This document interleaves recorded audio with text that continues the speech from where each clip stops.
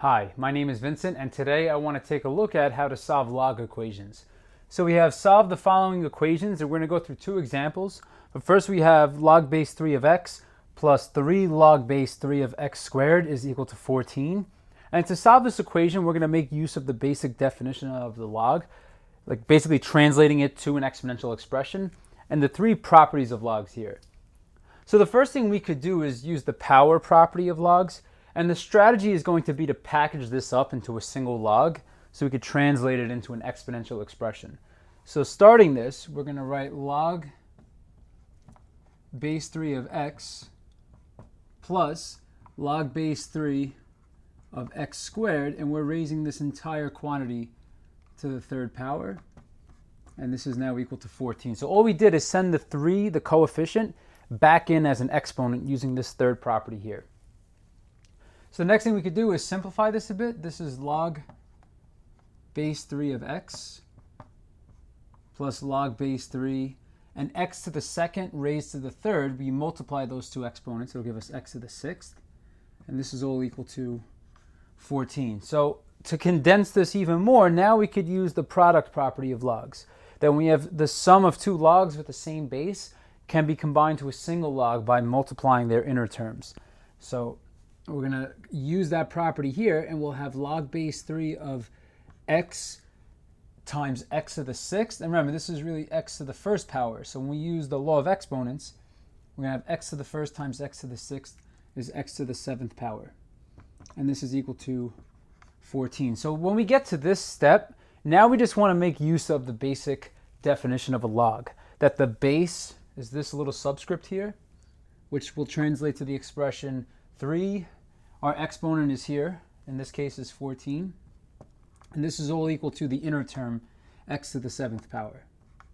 So then to solve this equation here for x, all we're going to do is raise both sides to the reciprocal power. So if we have the power 7 here, we could raise both sides to the 1 over 7.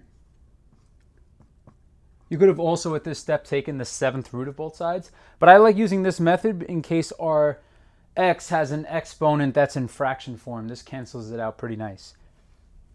So then to simplify this here, x to the 7 times 1 over 7 is x to the first. And this is equal to 3 to the 14 times 1 over 7 simplifies to 2, because you're just doing 14 divided by 7.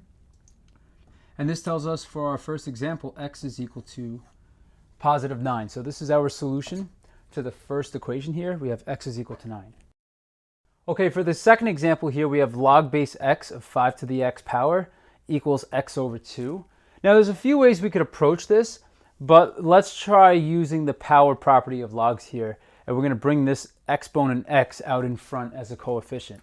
So for the next line, if we use the power property, we're going to have x log base x of 5 is equal to x over 2. So all we did was use this power property and bring the exponent out in front. So then this could simplify now. If we multiply both sides by 1 over x, on either side, x over x is going to cancel. And then the resulting equation will have log base x of 5 is equal to 1 over 2.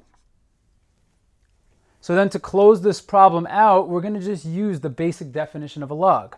If we rewrite this as an exponent, we'll be able to solve this. So our base is x.